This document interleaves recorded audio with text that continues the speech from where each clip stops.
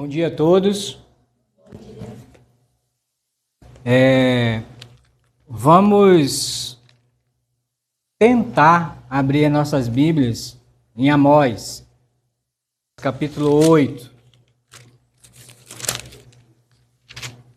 Por de Joel, e versículo 9. Diz assim: Sucederá que naquele dia, diz o Senhor Deus, farei que o sol se ponha ao meio-dia e entenebrecerei a terra em dia claro.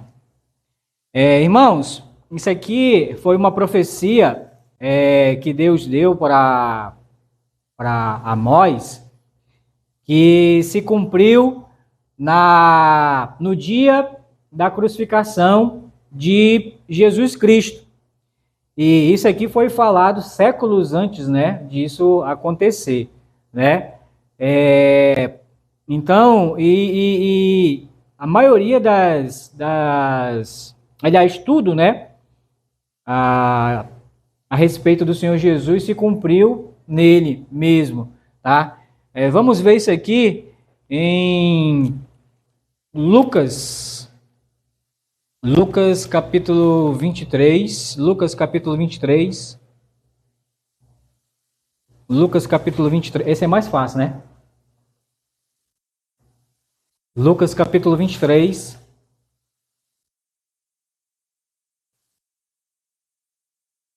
a partir do versículo 44. Lucas capítulo 23, a partir do versículo 44.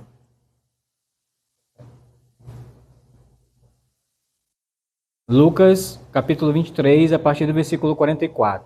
Então, lá em Amós, nós vimos 8:9, né, que Deus ia fazer o sol escurecer ao meio-dia, né? E olha só o cumprimento dessa profecia agora, aqui, ó, 44. Já era quase a hora sexta. Aí não associa a hora sexta com 6, não, tá bom? Aqui a hora sexta para o judeu é meio-dia, tá bom? Meio-dia. Então já era quase meio-dia. E escurecendo-se o sol. Houve trevas sobre toda a terra até a hora 9. Então, se hora sexta é meio-dia, hora 9 é que horas? 3 horas da tarde. Então, 3 horas de escuridão nessa época aqui, né? Aquela mesma escuridão que o Amós profetizou. Verso 45. E rasgou-se pelo meio o véu do santuário. Então, Jesus clamou em alta voz: Pai, nas tuas mãos entrego meu espírito. E dito isto, expirou. Vendo o centurião o que tinha acontecido, deu glória a Deus, dizendo: verdadeiramente este homem era justo. E todas as multidões reunidas para este espetáculo, vendo o que havia acontecido, retiraram-se a lamentar, batendo nos peitos. Entretanto, todos os conhecidos de Jesus e as mulheres que o tinham seguido desde a Galiléia permaneceram a contemplar de longe estas coisas. Então, irmãos, nós vimos lá a profecia de Amós e aqui o cumprimento dessa profecia, né? Com dois fatos aqui que aconteceram que tem um significado muito grande, irmãos, e muito importante para todo aquele que é um nascido de novo, sabe? Para todo aquele que é um crente em Cristo Jesus verdadeiramente. E o primeiro deles é esse aqui do versículo 44, né? Que houve trevas sobre toda a terra, né? Desde meio-dia até as 3 horas da tarde. Mas por que houve trevas? Né? Alguém pode dizer assim, os cientistas, né, mostram aqueles que estudam, né, o espaço, enfim, né, Eles vão dizer, não é porque já estava marcado, né? Vamos dizer, esse eclipse. Não, irmãos, isso daqui, por que que escureceu a terra, né? Isso aqui, irmãos, foi o exato momento em que Deus virou as costas para o seu filho. Deus virou as costas para o seu filho. Lembra que Jesus, ele mesmo diz, né? Eu sou a luz do mundo. Quem me segue não andará nas trevas. Gênesis capítulo 1, né? Versículo 1, né? No princípio criou Deus os céus e a terra. Versículo 2. A terra, porém, era sem forma e vazia.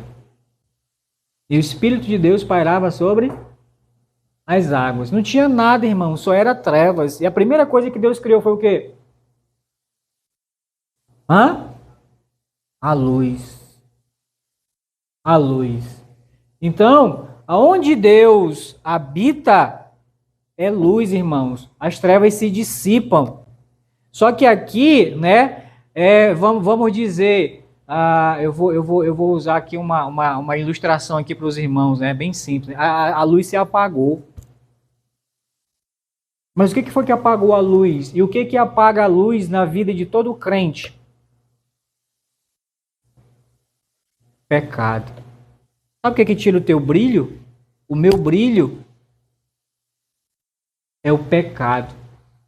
E aqui, o pecado da humanidade toda ofuscou a luz do mundo. E houve trevas sobre toda a terra durante 3 horas. E é interessante, né? Se a gente for lá para Êxodo, se eu não me engano é capítulo 9, na penúltima praga, que foi justamente trevas, né? E as trevas lá do Egito duraram 3 dias. 3 dias. E diz lá a Bíblia, né, que as trevas eram tão espessas de forma que dava para tocar nas trevas. Você consegue tocar no escuro, nas trevas? Mas lá podia. De tão espessa que eram as trevas, eles tocavam nas trevas. 3 dias de trevas no Egito. E aqui 3 horas de trevas. Irmãos, aqui estava acontecendo, irmãos, algo maravilhoso. Sabe? Maravilhoso. Para nós hoje. O que era? Jesus estava remindo a humanidade através do seu sacrifício. Então Deus olhou, né? O pecado, olhou para o seu filho e viu o pecado da humanidade, né? Virou as costas, né? Para o seu filho. E restou o que, irmãos? Trevas.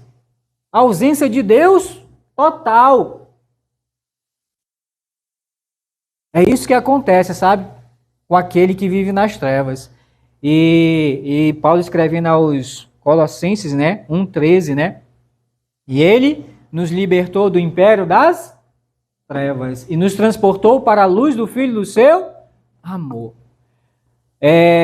Então, falei 2 fases, né? O primeiro, as trevas, né? Que era essa obra de remissão, né? Deus contemplando o pecado na pessoa de Jesus Cristo, o pecado da humanidade, virando as costas para o seu filho. Segundo, 45, do capítulo 23 de Lucas, tá? Lucas capítulo 23, versículo 44, 45. Versículo 45. E rasgou-se pelo meio o véu do santuário. Irmãos, imagina no santuário de Deus, aqui a gente tem uma cortina, né? Como tinha lá no santuário de Deus, só que era gigante. Aqui, se eu conseguir subir aqui, dá para mim pular e alcançar lá. Só que lá era enorme. O véu, né? A cortina. E aqui, essa cortina aqui, ela serve mesmo só para enfeitar, né? Para cobrir aqui a parede úmida, né? Aqui por trás. Então serve só para cobrir. Mas lá, o véu no santuário, a cortina no santuário, ela tinha um propósito. Que era o quê? Que era impedir, servia para impedir o acesso de qualquer pessoa ao Santo dos Santos. É onde ficava a arca, né? A arca de Deus, que representava a presença de Deus. Então impedia. E só quem tinha acesso, irmãos, era o sumo sacerdote, uma vez por ano. Ele entrava, né? Ele ia além do véu, mas não sem sangue. Ele tinha que entrar na presença de Deus com sangue, e era com sangue alheio. E Jesus fez isso com o seu próprio sangue. Vocês vão entender melhor. Vamos lá para Hebreus, capítulo 9. Hebreus, capítulo 9.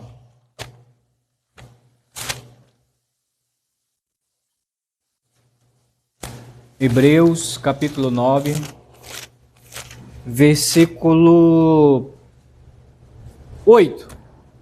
Hebreus, capítulo 9, versículo 8.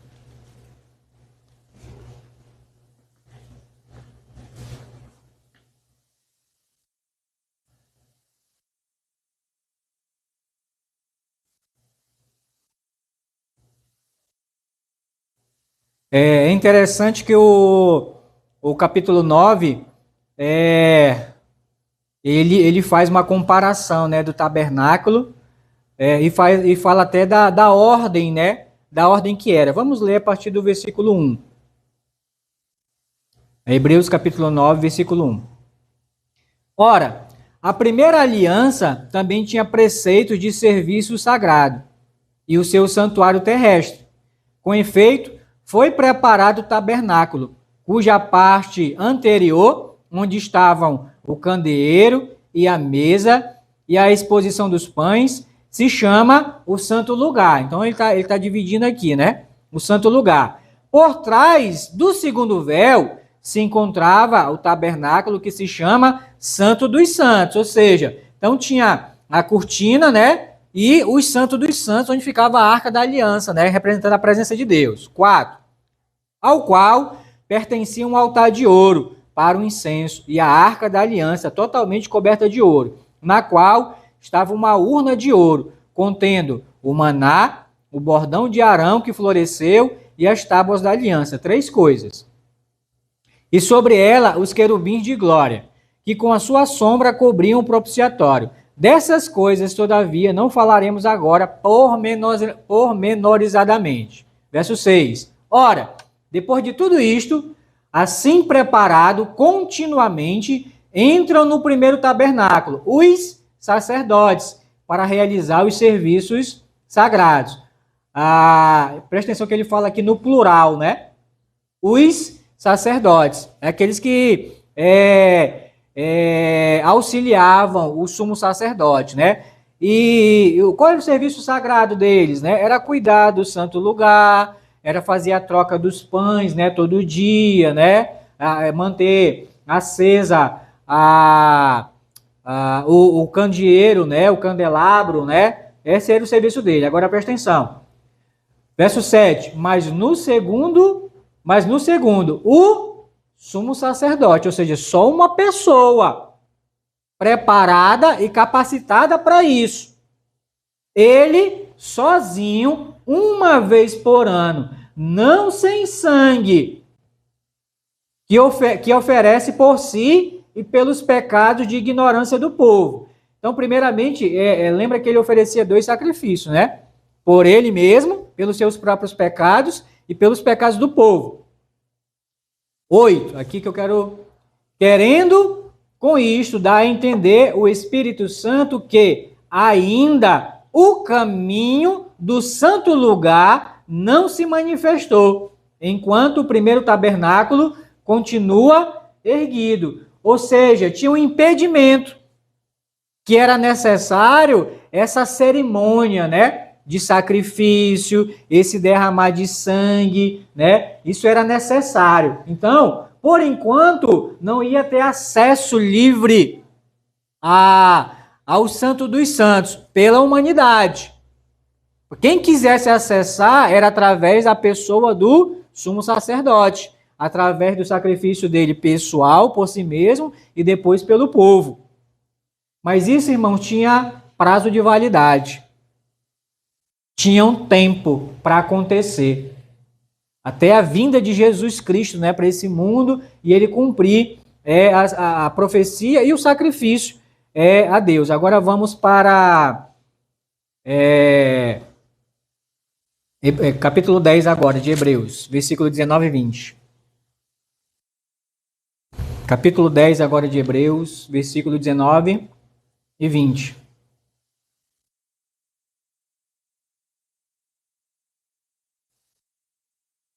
Hebreus capítulo 10, versículos 19 e 20. Olha só agora, a diferença.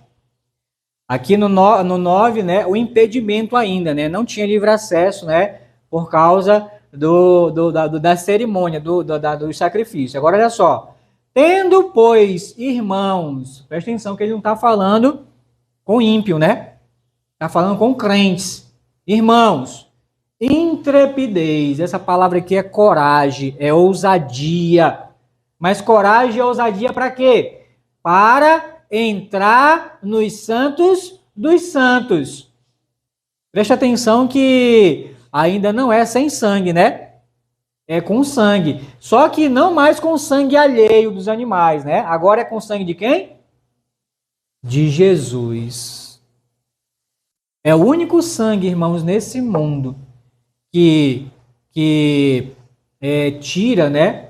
Perdoa todo e qualquer pecado. É através do sangue de Jesus. Por isso que ele está dizendo, tendo, pois, irmãos, intrepidez, coragem, ousadia, para entrar nos santos dos santos, pelo sangue de Jesus, pelo novo e vivo caminho que ele nos consagrou pelo véu, isto é, pela sua carne. Então, voltando lá para Lucas, capítulo 23, e o versículo 44.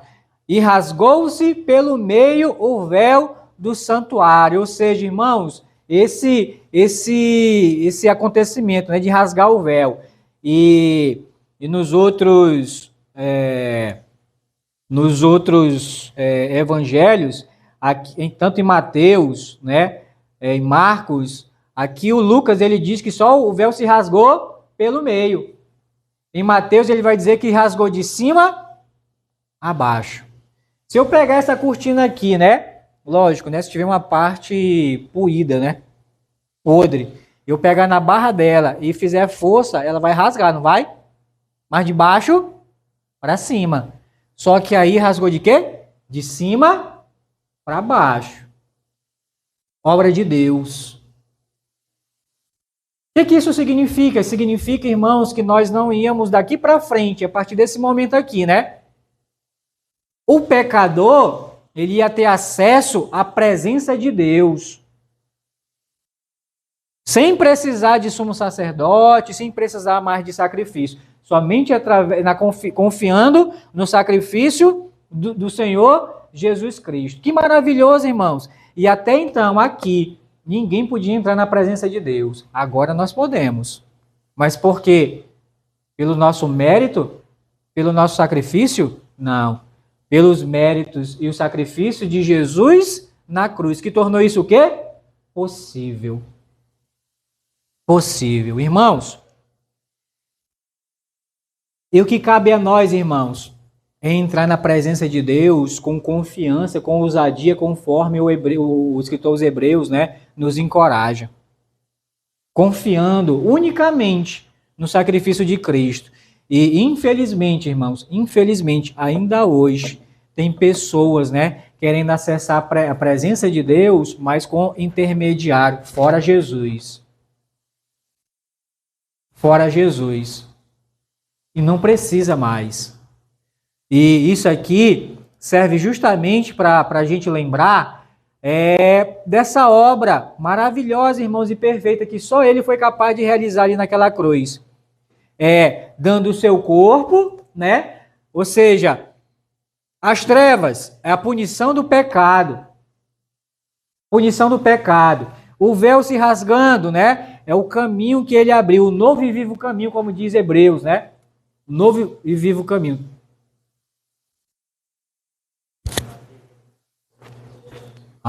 Tá. E esse caminho, irmãos, continua Continua aberto. Eu tenho que aprender mímica, irmão. Continua aberto para qualquer pecador que queira chegar na presença de Deus, através da pessoa bendita de Jesus Cristo. Porque enquanto for com seus méritos próprios, né, as suas obras, os seus sacrifícios, eles não vão acessar a presença de Deus, irmãos. Tanto é que João, né, o apóstolo João, e Jesus, né, relatando o que Jesus escreveu, ele diz assim, Jesus falando, eu sou o caminho. O único caminho, irmão, de acesso a Deus é Jesus Cristo. E vai continuar sendo. Vai continuar sendo. E graças a Deus, irmãos, porque Jesus, nesse momento de trevas, né, realizando essa obra santa e perfeita, esse milagre, né, da salvação, da minha salvação e da sua salvação. Nesse exato momento aqui, irmãos, de forma que o sol escureceu durante 3 horas. Era um milagre, né, de Deus sendo operado. Isso no céu, né? E na terra, o véu do santuário se rasgando. E daqui para frente, irmãos, isso significava também que não ia ser mais necessário sacrifício. Porque o sacrifício de Jesus, ele foi suficiente. Foi, é e sempre vai ser suficiente para perdoar todo e qualquer pecado. E pecador também que se chegar a ele, né? E o nosso Senhor Jesus Cristo também, ele disse, né? Todo aquele que vier, que o Pai, né, mandar até mim, vier a mim, de forma nenhuma eu vou lançar fora. Irmãos, e pela graça de Deus, sabe? Um dia eu vi até Jesus, confiando somente nesse sacrifício. Somente. E ele tem mantido a sua palavra, né? Tem me sustentado, tem sustentado os irmãos também, que um dia vieram a ele. E o que cabe a nós, irmãos, é somente continuar, né? Agradecer a esse sacrifício, sabe? Porque até um dia desse, irmãos, nós estávamos com o passaporte carimbado, né? E a passagem comprada. Não para os Estados Unidos, mas para o inferno. Mas o Senhor Jesus, ele mudou o meu destino, não só a minha vida, mas o meu destino. Mesmo eu morrendo nesse mundo, irmãos. Irmãos, o meu destino é outro, sabe?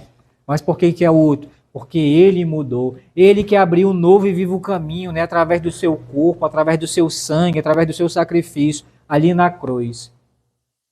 E como servo do Senhor, né? Todos, ou pelo menos a maioria aqui. Irmãos, se isso não despertar em ti, né? Um sentimento de gratidão, né? Por isso, lembra? Você estava perdido nas trevas. E esse milagre só foi possível porque Jesus desceu, irmãos, do céu. Deixou sua glória. E na cruz, ele não estava só derramando o seu sangue, ele estava dando a sua vida. O apóstolo João capítulo 10, vamos lá para João capítulo 10. João capítulo 10, versículo 17 e 18. João capítulo 10, versículo 17 e 18, para concluir. João capítulo 10, versículo 17 e 18. Diz assim: por isso o Pai me ama, porque eu dou a minha vida para a reassumir. 18. Ninguém a tira de mim. Pelo contrário, eu espontaneamente, voluntariamente a dou. Tenho autoridade para a entregar e também para reavê-la. Este mandato recebi de meu Pai. Não foi a cruz, irmãos, que matou o Senhor Jesus. Foi ele que quis morrer, ele que entregou a vida dele. por mim e por você, pelo meu pecado e pelo teu pecado. Ele que entregou, ele que deu, ele que quis morrer, irmãos. O apóstolo Paulo ele vai dizer dificilmente, né? Alguém daria sua vida em favor de outra pessoa. Mas aqui, irmãos, Jesus deu. Ele quis morrer no meu lugar e no teu lugar. E se hoje, irmãos, nós gozamos dos benefícios dessa salvação, irmãos, foi por causa do sacrifício de Cristo Jesus. E ele é merecedor, irmãos, não só do nosso louvor, da nossa adoração, mas principalmente da nossa eterna gratidão por esse sacrifício bendito. E aqueles que participam, né, diretamente da ceia do Senhor, lógico, em obediência, né, ao que o Senhor Jesus deixou, as ordenanças que o Senhor Jesus deixou para a sua igreja, né, que é o batismo e a ceia. Irmãos, vamos participar mais conscientes, né, consciente de que eu acho que é um hino, né, se não tivesse sido pelo Senhor, como é que é? Pelo Senhor, se não tivesse sido pelo Senhor, a minha alma se havia perdido, se não tivesse sido pelo Senhor. A minha alma se havia perdido, se não tivesse sido pelo Senhor. E não é verdade isso, irmãos? Sabe por que não se perdeu? Por causa dele.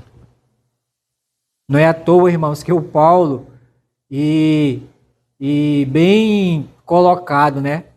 O Paulo escreve, né? Romanos 10, 31.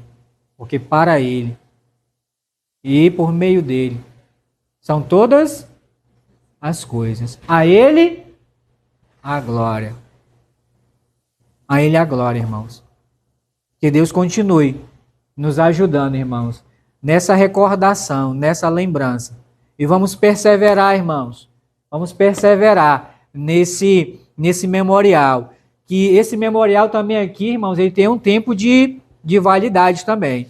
É até Cristo voltar. Mas enquanto ele não volta, vamos perseverar em continuar, né? Vamos seguir o exemplo da igreja primitiva, né? E Atos 2,42, né? E perseveravam os apóstolos na doutrina, na comunhão, no partir do pão e nas orações, irmãos. Isso aqui, irmãos, é para a gente perseverar. Independente, irmãos, das dificuldades, pode vir, mas vamos perseverar, irmão, disso daqui. Que nos edifica individualmente, né? Mas edifica também a igreja e fortalece a igreja do Senhor. Amém?